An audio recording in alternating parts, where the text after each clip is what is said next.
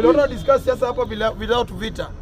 Na vile nini? Mimi nataka songa watu wakikuja pia kweli. Mtu akisema kitu kufurahishi, unampea tu nafasi afanye nini?